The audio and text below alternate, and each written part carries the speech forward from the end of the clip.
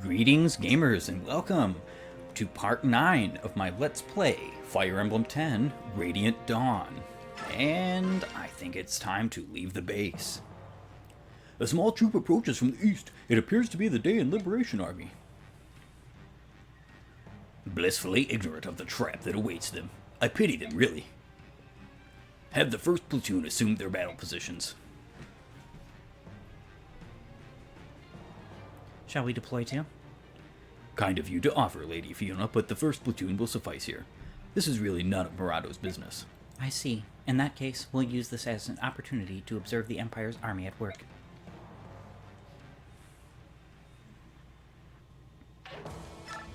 Choose units. And yes, you can choose to bring all units in your party, which is nice. It's actually something I prefer to do, again, just like in last chapter, because the more the merrier is kind of the idea here. Your units are in desperate need of help, and all the help you can give them is perfect.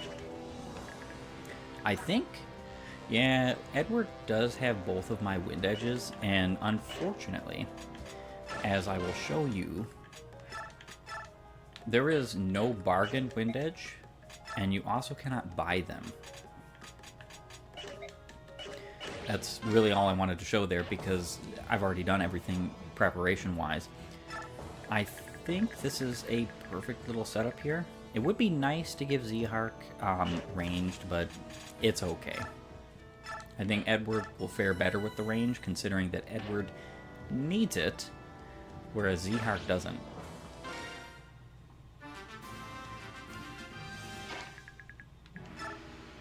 Alright.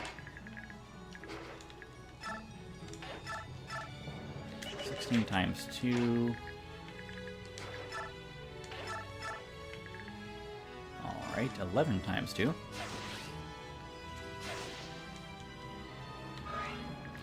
Nice.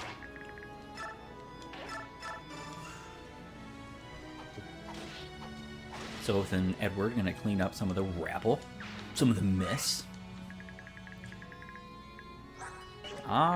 I do know that there are some dangerous units that join over there. I believe Toronio is going to help with those said units.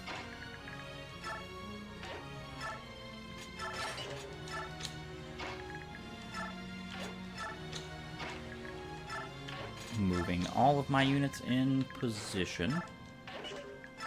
You don't want to fly... you don't want to fly Laura too far away. Or not Laura. You don't want to fly Jill too far away, simply due to the fact that she is in need of assisting your units back here. We are going to be getting flying unit reinforcements up here, as well as over here. Please be mindful of this. I'm very glad and grateful, however, that I don't have to worry about ambush spawns in this game. Iron Axe does not weigh her down, so I'm going to keep the Iron Axe on for the time being. Nice hit. Ooh, dodged. And Edward showing off that newfangled Swords Master power. Did only get +1 to all of his stats, but being honest, the +5 to crit, because I believe he had a +5 crit as a Myrmidon. I believe that's the way the Myrmidons work in this game. That's a far more significant buff. Alright, some flying units. Now you do have to be very careful, because there is a hammer-wielding knight over here. So hammers in this game are actually, I think, the most powerful they ever were or are in the series. 13 might times 3 is 39, plus his 14 strength. That's a lot. That is a lot. This guy is doing base 53 damage. Now, of course, that means he's only doing actually like 30 something to Toronio. I don't plan on fighting this guy with Toronio up close, but I could chuck a couple of ranged weapons at him. Like how Toronio just one-shots. Like the great man he is. No range on this unit. So use the Iron Axe. Rest of my units are just going to move forward. Aw. Don't KO, but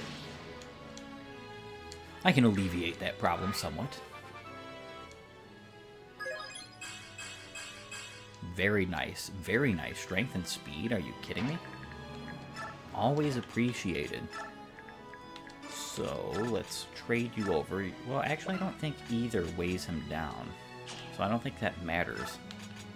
No, it does not. L Thunder.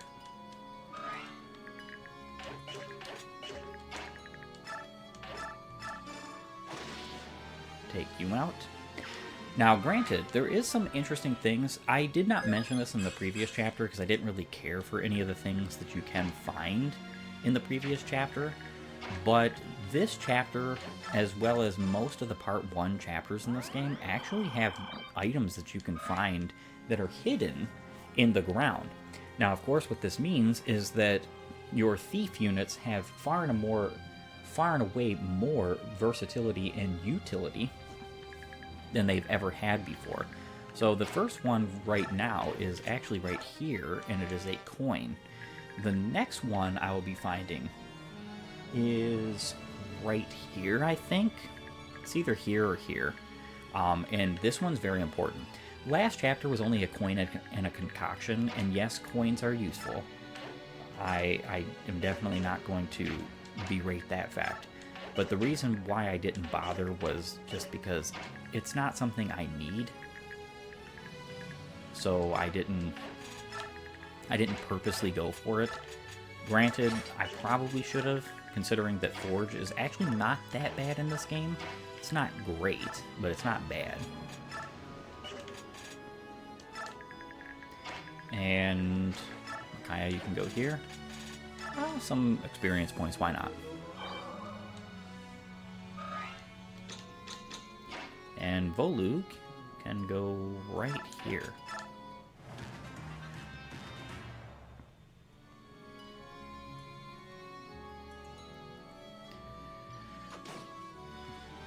Yeah, so in my humble opinion, I do believe that it is very useful to get your hands on these hidden items. It's not just the desert chapters, like for instance Chapter 4 in this game, that gives you the items that are hidden. They are all over the place throughout this game. There's even a couple that you actually cannot get, but are still hidden there, according to the code. Definitely will be going over those hilarious situations when they arrive. Yep, some more enemy units. Do always have to be mindful of that. Thani is not something you should worry about wasting. You get a second one. You don't have to hammer it or anything of that nature. It is totally something that you can use to your delight.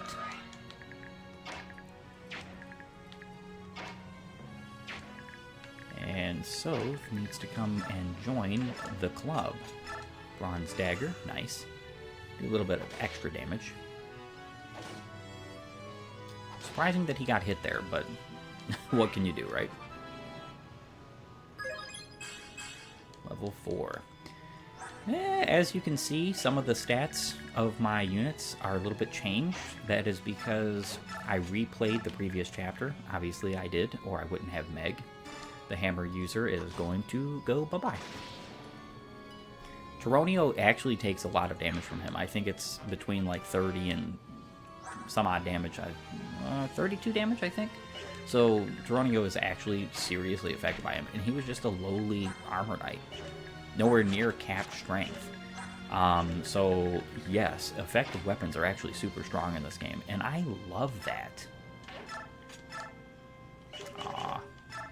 Well, actually, can she attack twice? Yes, she can, and that is enough for a KO, which is great. You have to be very careful of folks like Micaiah and Laura and whatnot.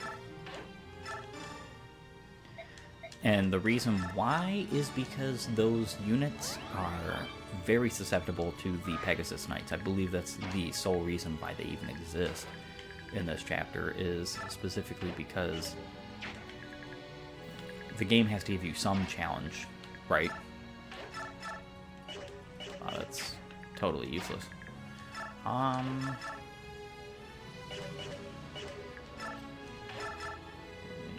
it's not all that great either. So, Volug. Yeah, that's a Thunder Mage, so that's not that big a deal. Nice. Always appreciate the extra damage. I don't think it would be possible for me to get Ileana up front. Maybe? I will be finding out in a second here. See, you have too many units to heal for Laura to keep up with. So it just makes sense having stuff like Vulneraries on your units. Very good items. And then we will shove Ileana. Nice.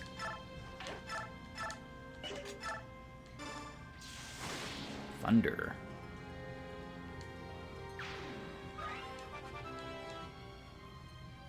This chapter is not that long, and part of the reason why that is actually has to do with the fact that this chapter is in 2 parts. It's not even just a solo chapter you're having to deal with. This is only part 1 of chapter 6.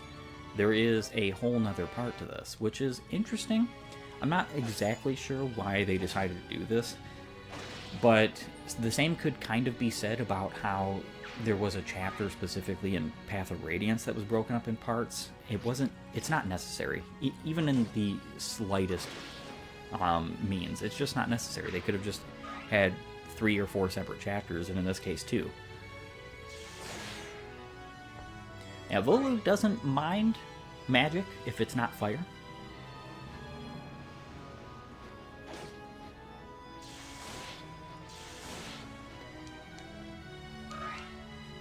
Yeah, the Pegasus Knights have such poor strength that typically they are doubled by everything because the weapons that they wield are far and away too heavy for them to use. Those yahoos in the back are actually going to pose no problem to me because I'm going to be able to get out of their way, and Tironio here is going to be able to take them on, which is nice.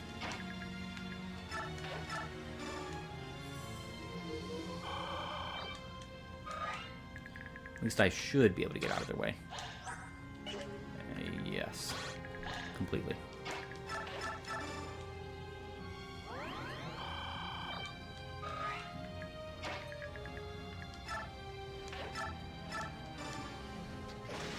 And you are gone. So if you use everybody in the Dawn Brigade, let me see. There are 2 units over here. I can't reach them with everyone. I think I should be able to defeat all 3 without Soth's help. If you use everyone in the Dawn Brigade at all times when you can use them, there we go, Arm Scroll. An item that raises the weapon level of the equipped weapon by 1 grade, for Bjork only. This is an incredibly necessary and useful tool. Pick up every arm scroll you possibly can, and there's actually, I believe, 2 in the beginning chapters of part 1, so that's something you should be mindful of. As well as the fact that in next chapter, there's actually going to be a Master Seal that you can obtain. Okay.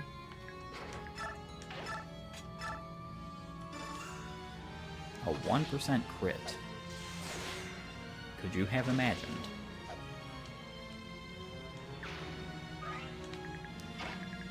Yeah, going slow with this game. Oh, wow. One shot. And taking your time about healing and stuff like that is just not the way I like playing this game, because you have way too many units not to use them all. And if you don't have enough healers, you're kind of stuffed if that's the way you're going to play. Volu can sit up front.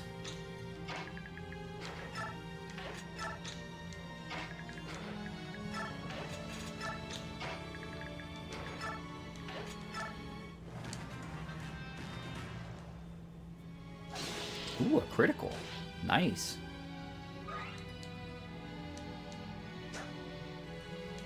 It's not that big of a deal. I actually think I'm going to be able to take out all of these units next turn, which would be great, because that means that I'll be moving on to Chapter 6 Part 2 very quick. So Chapter 6 Part 2 does have one hidden item, like I've said, and I definitely want to get that Master Seal, because that's just one more unit I can promote sooner.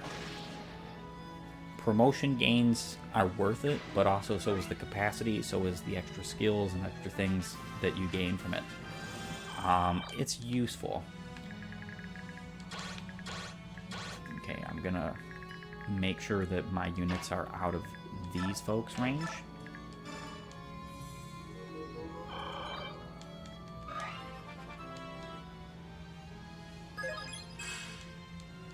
It does mean, however, I'm not going to be able to defeat all of these units next turn. That's just not going to be possible.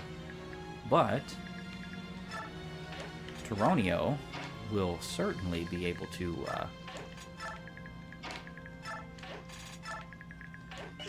take them on as I need.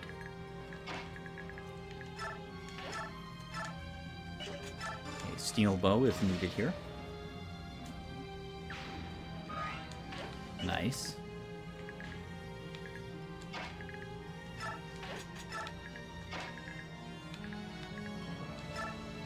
And that seems like a pretty good idea. In fact, it seems like a fantastic idea.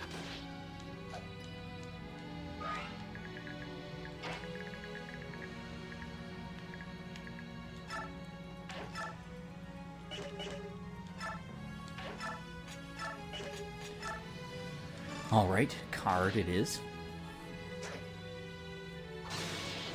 Another KO. An unexpected KO, too. Which I appreciate. One thing I could do here to potentially take out the rest of these guys. And I think I'm going to do it, too. Let's go ahead and remark these. Trade, Iron Knife, attack, Hand Axe.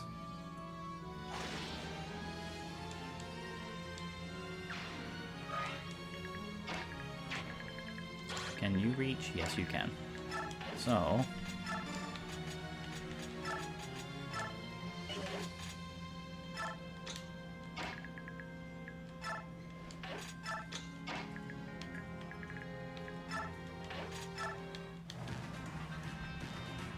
that is the end of my turn. Of course, he's going to attack Voluk because Voluk doesn't have range, and everybody else in his range does.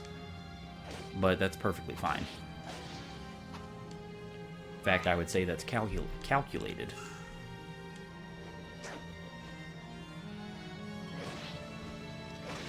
Wow, Nolan doubling? Now, he only has one use left of that hand axe, so whoever attacks next is only going to get hit once. Ooh, and there's a healer there, too. How unfortunate. It's not really that big a deal. Yeah, you are going to be defeated by one singular arrow.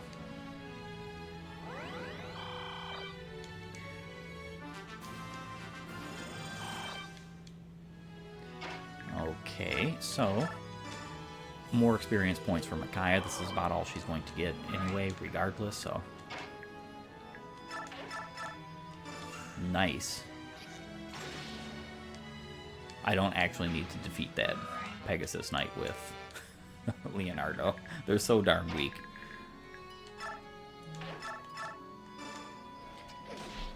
Jill, a Draco Knight, is doubling them. Pretty humorous, to say the least, in my humble opinion. Okay, let's take you out.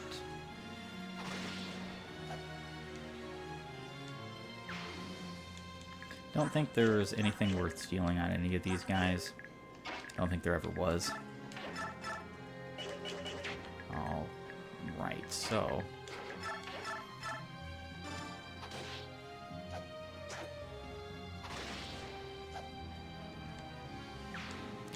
Yep, this will be my last turn in this chapter, which is great. I have more than enough of units to deal with this part.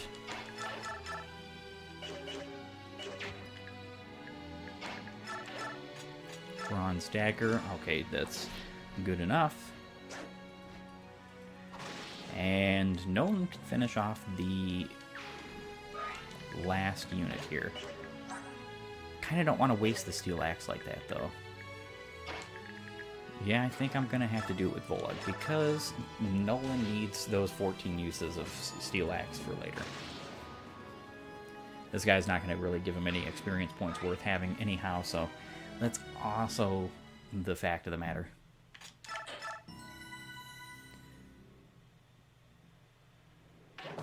Yep, choose units, and I can use everybody, just like before. I can deal with items. In fact, I'm going to do that just now off screen. I will see you all in a few. Welcome back, gamers. It is time to begin. This chapter is a little bit tricky at first, especially if you don't know what you're doing, because this is a ballista, and he poses a very serious threat to units like Micaiah.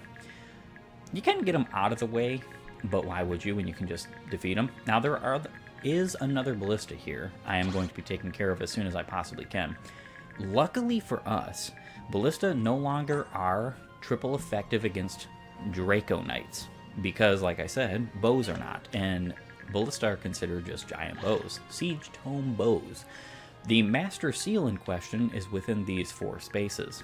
I will definitely be getting that.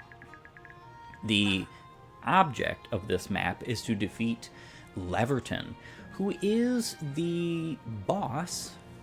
You only have to defeat boss, and he also comes with the Paragon Scroll, which you guaranteed get. This is awesome because it's double experience points. I love that. Something that is most useful. Red gem right here, going to be getting that as well. Always can use sellables. However, I'm not going to be selling that. There is something I will be doing with that later that has some interesting and viable utility. Fiona, interesting unit. Yeah, and that's it. So there's not really much in the way of stealables, but that doesn't matter per se. So I can just go literally right here and attack this guy if I wanted. I'm not going to do that with Nolan because he doesn't two-shot. Apparently this guy is on peak biorhythm. I actually know exactly how I'm going to be dealing with him. First and foremost, I need Taronio over here, and I need Soth right next to him. Now, I could... Yes, I actually think it's okay to put him here, because I don't think that they can pass by. Tosser might only be 1 might more, but it's just enough for what I needed. Yeah, so that's nice. I'm gonna be able to take care of all 3 of those horsemen without having them mess with my party, which is always good. You do want some units to go up and to the right as fast as possible. Volug is a great option for this. However, I'm going to be having Volug take out this bow unit first. How I'm going to facilitate that is by attacking and KOing this Begnion soldier. So you do definitely want...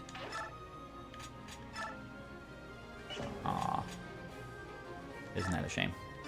You do definitely want some of your units to go right, not all of them left. And the reason being is because you have enemies coming from the right side as well as from the left. And you can easily choke this bridge, this point here, and just defeat the enemy pretty soundly.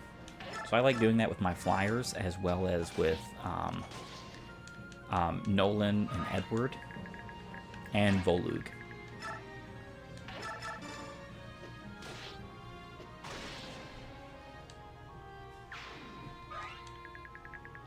Very nice. Very nice indeed.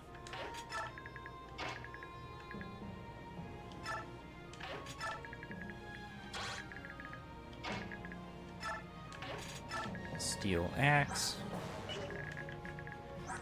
He has an AS of 10. She has an AS of 8. Let's put Meg in the way. Would be nice if Meg got a little bit of experience points so she could be more useful to the team. Hornet hares. At this rate, they'll breach our lines before we can stop them. I have no choice. You, bring out the prisoners.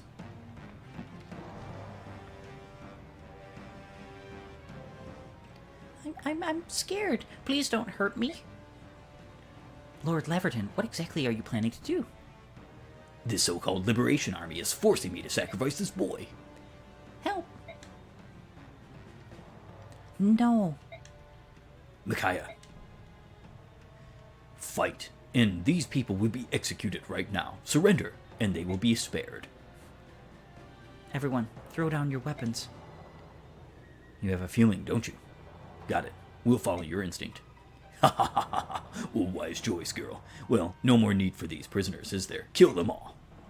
No. What do you think you're doing? I'll have nothing to do with you and your monstrous tactics.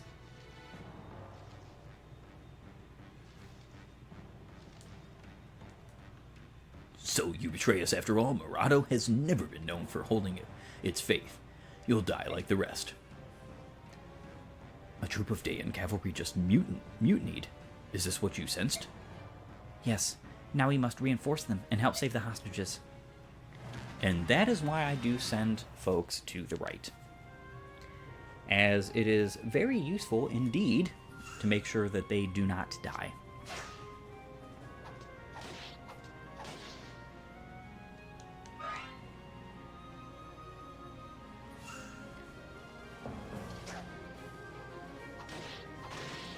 Nice. So we've actually taken some guys out. Left that other one on 1 health. Not most terrible thing in the world, because I can get some experience points with another unit, but just be better if he KO'd, right? Get these guys out of the way, because we have plenty to deal with. Plenty. As you can see.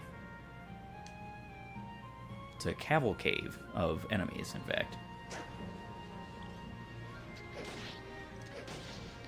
Nice, Jill. Yeah, I was kind of expecting her to get hit by the axe wielder, but that's okay. I think my plans are going by pretty smoothly. Yeah, so Fiona's crew, the Murado Knights, will just retreat as much as possible. Usually, you don't have to worry about the hostages so much, because even though the Murado Knights are not really all that great, they do get them out of the way faster than these guys can possibly deal with them. And if you reinforce them, which I'm going to be doing very shortly here, it's a pretty fair shake. It's pretty easy. In fact, one thing I would like to do here is gonna throw some javelins your way.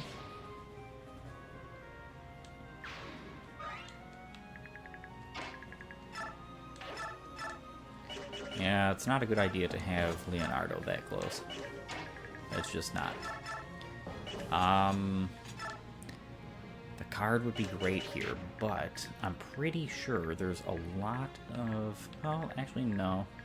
There's only 2 more ranged units, so that's okay. Nice critical. Exactly what I needed.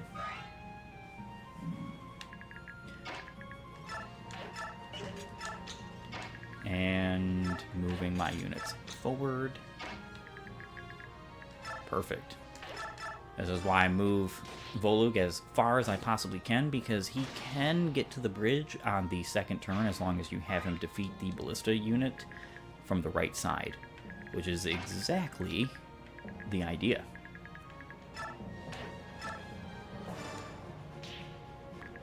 I don't know if that's going to actually be of any help, but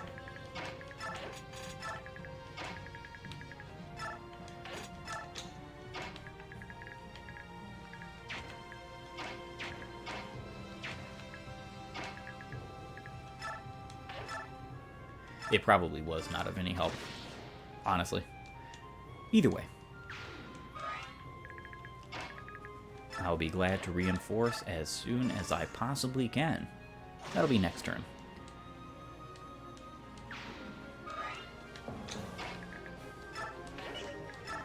And I can just attack with a regular iron axe here.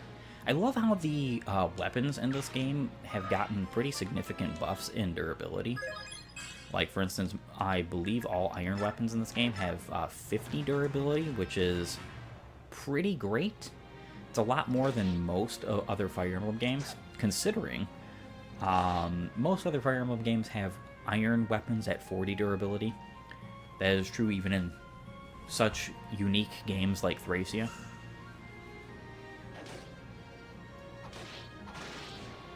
Very nice. Soph is going to take a pretty good amount of damage right now. It's a bit unfortunate, but he should be fine. Yes. That one decided not to canto, so that's kind of strange, to say the least. It's actually very strange.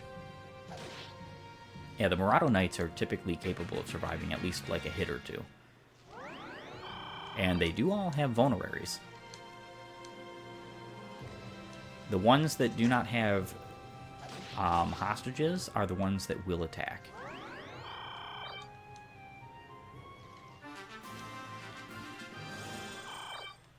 Seeing Renewal work in action, Volug actually benefits from it pretty well just because he has a lot of HP. In fact, all he needs is one more HP level up in order to get 5 HP per turn, which is more than most of your units could possibly get right now from Renewal. So he is a very good candidate from it, especially considering a unit like Tyronio, for instance, is probably your second best bet.